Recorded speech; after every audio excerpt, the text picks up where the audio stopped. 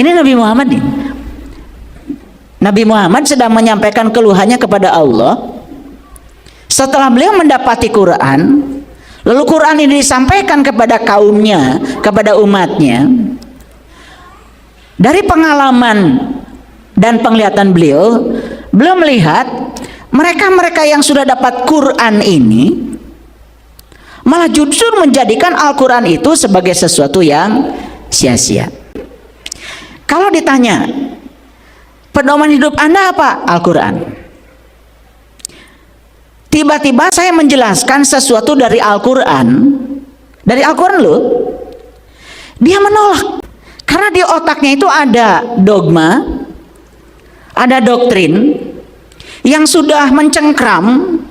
Padahal dogma dan doktrin yang ada di otaknya itu bukan berasal dari Al-Quran.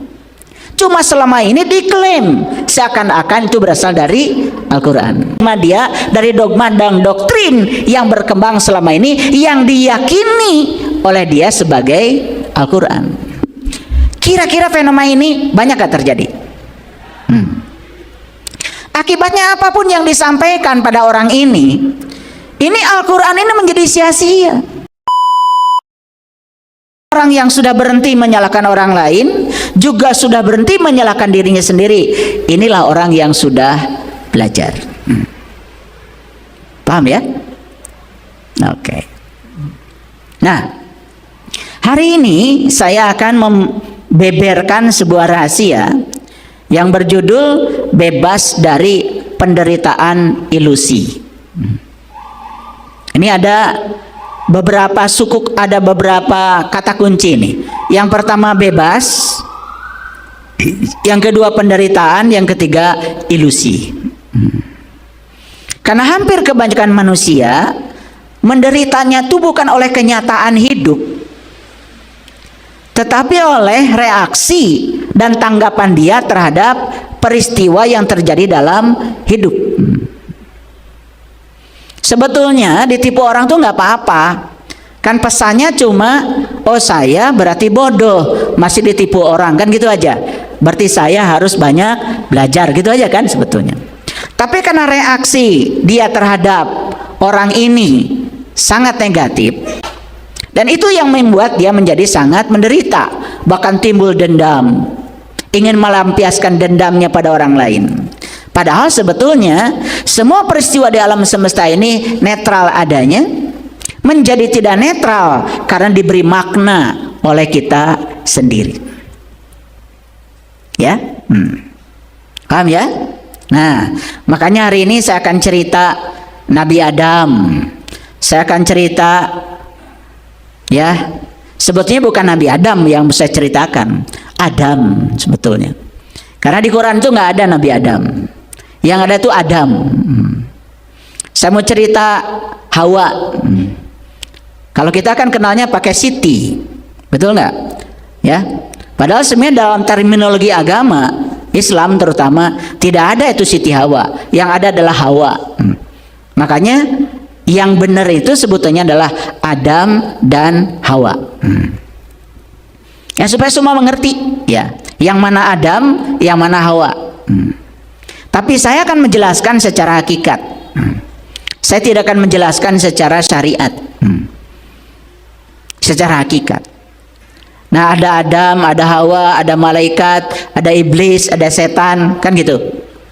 Dan itu kan semua sudah masuk ya, menjadi satu bangunan pengetahuan di otak kita. Nah, oleh karena itu jangan heran kalau saya menjelaskannya mungkin agak sedikit berbeda dengan yang Bapak Ibu pahami selama ini. Nah, oleh karena itu, ya, bagaimana caranya kita bebas dari penderitaan ilusi?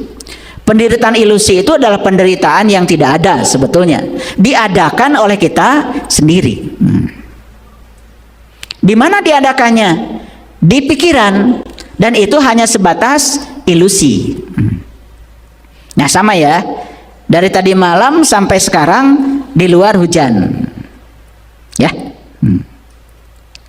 Kemudian ada yang mau mengaji ke tempat ini, lalu berpikir, saya nggak akan ngaji, takut hujan.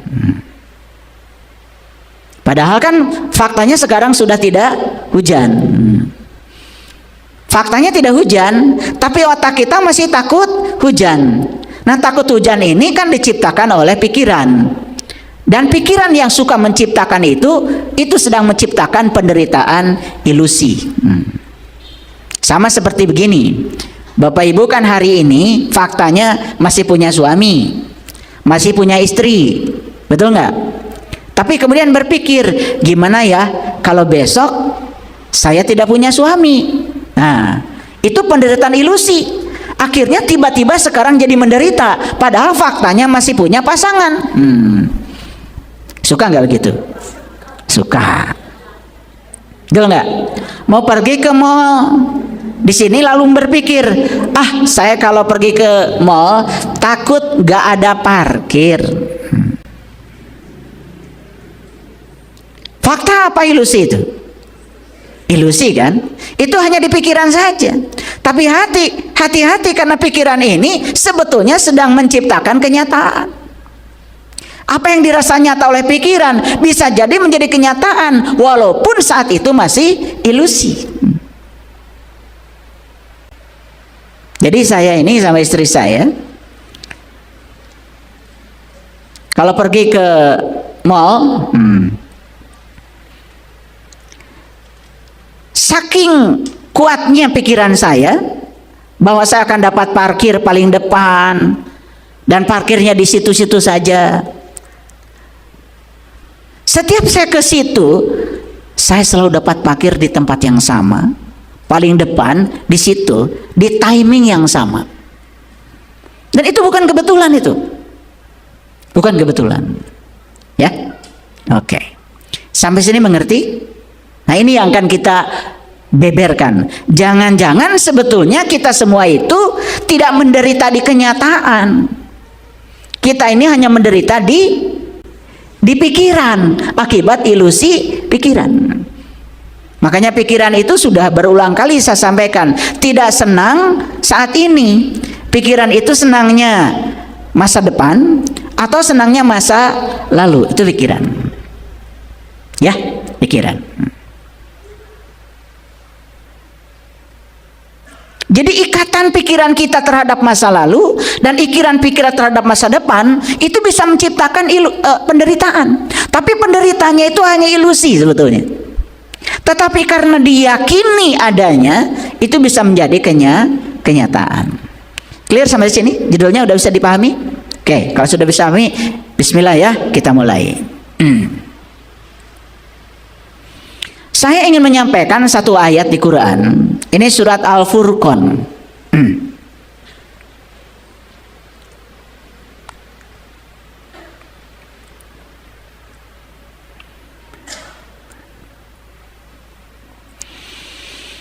Ini surat Al-Furqan, surat ke-25, ayat yang ke-30.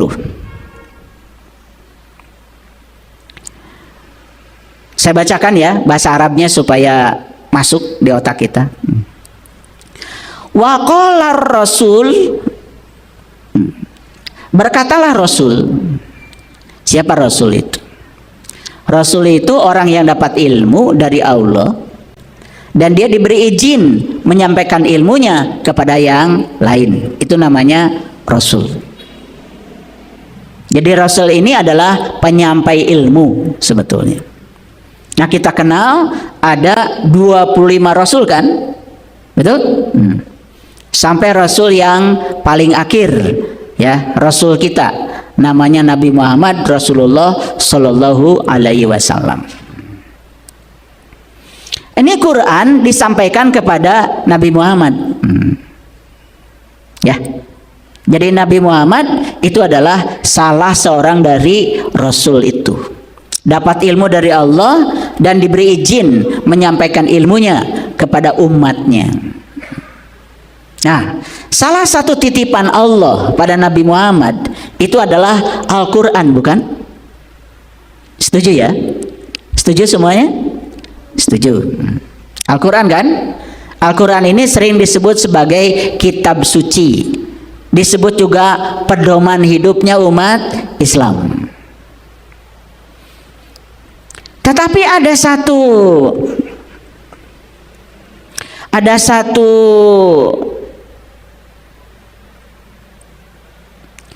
sebut saja ini keluhan ya sebetulnya, keluhan, rintihan atau apapun namanya, yang disampaikan oleh beliau kepada Allah. Yang disampaikannya begini. Waqala Rasul, berkatalah Rasul, ya Robbi, berarti ya Tuhanku, inna qaumi takhadu hadal Quran mahjuro. Sesungguhnya kaumku menjadikan Al-Quran ini, hadal Quran, sesuatu yang sia-sia. Ini Nabi Muhammad nih. Nabi Muhammad sedang menyampaikan keluhannya kepada Allah setelah beliau mendapati Quran. Lalu Quran ini disampaikan kepada kaumnya, kepada umatnya. Dari pengalaman dan penglihatan beliau melihat mereka-mereka yang sudah dapat Quran ini malah justru menjadikan Al-Quran itu sebagai sesuatu yang sia-sia.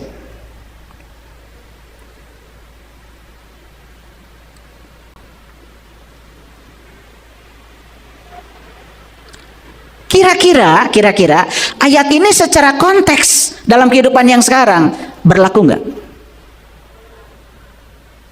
Berlaku nggak? Nah, lucu ya gini. Kalau ditanya, pedoman hidup Anda apa? Al-Quran. Tiba-tiba saya menjelaskan sesuatu dari Al-Quran.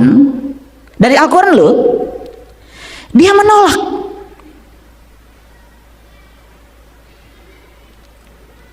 Karena di otaknya itu ada dogma, ada doktrin yang sudah mencengkram.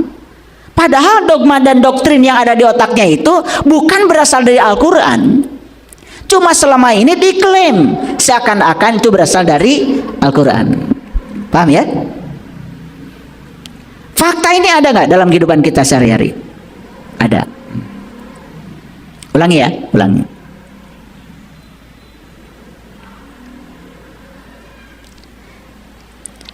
Kalau ditanya pedoman hidup Anda apa?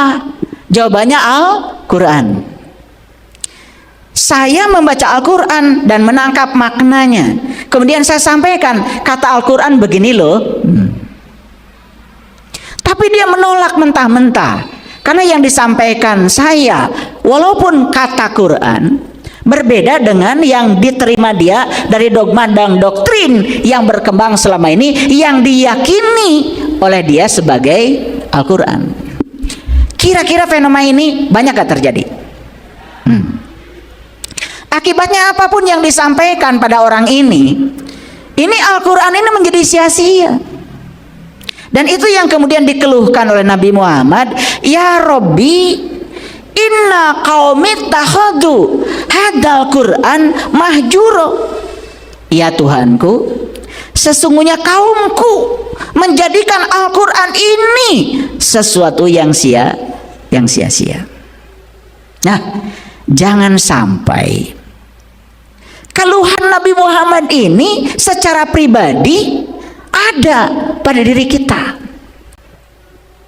Setiap hari kita pegang Quran, setiap hari kita baca Al-Quran, tetapi kita nggak ngerti pesannya apa, nggak ngerti isinya apa, bahkan tidak mengubah kehidupan kita menjadi lebih baik, tidak mengubah kehidupan kita menjadi lebih berkesadaran, tidak mengubah kehidupan kita menjadi lebih bermutu, tidak mengubah kebahagiaan kita menjadi lebih tinggi. Hidup kita gitu-gitu aja. Kira-kira fenomena ini sedang terjadi nggak sekarang? Sedang terjadi. Oleh karena itu, saya akan menjelaskan beberapa ayat dari Al-Quran nanti sebagai tes ya, tes. Nolak gak pikiran kita nanti? Kalau ada penolakan terhadap ayat yang saya sampaikan ini, berarti dalam diri kita ada dogma, ada doktrin, ada pengetahuan lama yang jelas-jelas bukan dari Al-Quran, yang kemudian dibenturkan oleh kita dengan kebenaran dari Al-Quran.